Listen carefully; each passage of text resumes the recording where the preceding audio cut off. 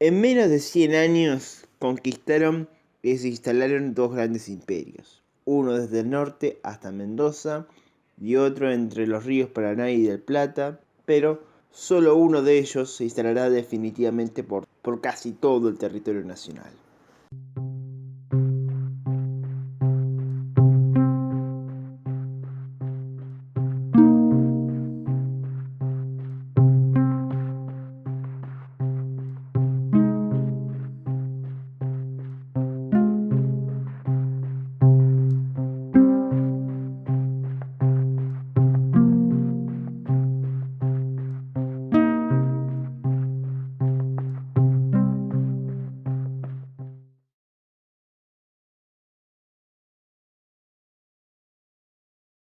El primer imperio en llegar al territorio argentino fue el incaico.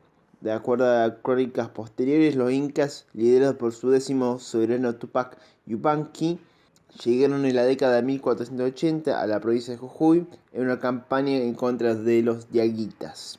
Pronto, los diferentes y antiguos pueblos originarios empezaron a integrarse a las organizaciones administrativas de este imperio. Lo mejor que produjeron obviamente los incas es sin duda alguna su arquitectura.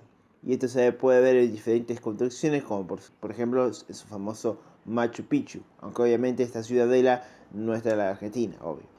Pero su famoso Capiac Ñan, la red vial del Tahuantinsuyo, tiene dos caminos hacia el sur que llegaban hasta Tucumán. Pero no se trata solamente de caminos. Los incas también han creado diferentes tipos de edificios, como sus púcaras, fortificaciones de asentamientos, como el púcara de Tilcara en Jujuy, que fue descubierto a principios del siglo XX. Aunque hay muchos otros más, como el del Xincal, de la Lombrera, entre otros. No obstante, es en Tilcara que vemos esas casitas hechas de la misma forma que otras reconocidas obras arquitectónicas de los incas, con esos muros de piedra increíblemente ensamblados. También nos han dejado algunas obras de cerámica o metalurgia, pero lo más recordado de la presencia inca en la Argentina son tres niños, mejor dicho, las momias de Yuyaco, encontradas en 1998 cerca de la cima del volcán Yuyaco. Aunque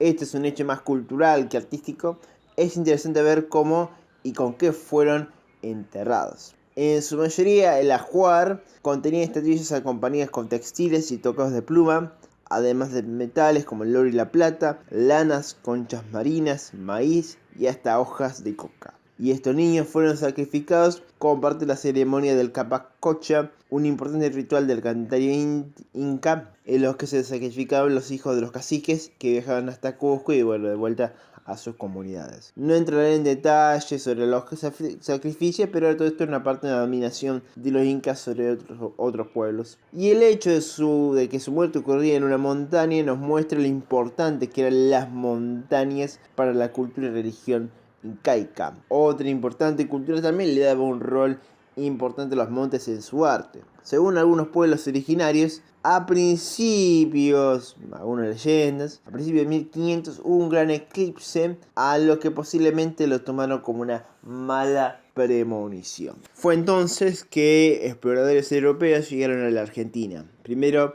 Sebastián Gaboto a Santa Fe, fundando el Fuente de Santi Espíritu. Luego se funda en dos oportunidades la ciudad de Buenos Aires, a la que lo siguieron Santiago de Estero, San Miguel de Tucumán, Córdoba, Salta y Salvador de Jujuy. Y con el tiempo, entre exploración y colonación, hasta incluso guerra, hacia finales de 1500 el imperio español se consolidó sobre todo en el noroeste, las Pampas, el litoral y en parte de la Patagonia y el noroeste.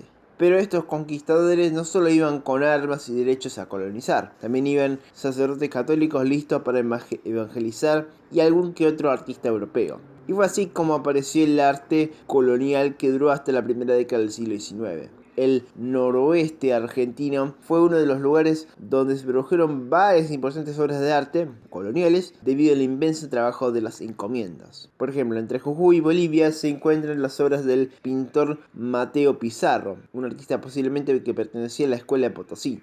Una de sus mejores obras es sin duda alguna La Virgen de Almudena con los Marqueses de Yaví, que nos muestra el colorismo de Pizarro entre el amarillo y el oro, incluso hasta el rosa y el celeste en todo el aura de esta Virgen. También en Uquía, Jujuy, es la iglesia de San Francisco de Paula, donde se encuentran los 10 famosos ángeles arcabuceros. No son los únicos, ya que se han encontrado en otros de este tipo en Perú y en Bolivia, pero solo existieron en América y no en Europa, lo que lo hace más únicos. La arquitectura también tendrá un papel importante en la dominación de la forma política como religiosa. Se aparecen los cabildos de Buenos Aires, Córdoba y Salta, entre otros, así como también la catedral de Córdoba, etc. Pero quizás el edificio más interesante sobre esta época es la iglesia de San Ignacio Mení, parte de las misiones jesuíticas en Misiones. Estas misiones asimismo tuvo un papel importante en la escultura y la impresión de libros y hasta grabados, como lo de, por ejemplo, de Juan Chaparí, en este último caso. Este artista surgirá de los talleres misioneros y de la libertad artística dada a los indígenas a principios de 1700. Pero nada dura para siempre, ya que en 1767 los jesuitas son expulsados y las misiones entran en una decadencia. Esto le seguirá a las obras traídas de Portugal y exhibidas en iglesias de Buenos Aires con un retroceso artístico cada vez mayor. El último gran artista colonial que se puede considerar como colonial fue el italiano Ángel María Camponeschi, reconocido por su tenebrismo y su desapego al poder monárquico y religioso. Fue así que poco a poco apareció la idea de una independencia y una revolución, que es lo que vamos a hablar la semana que viene.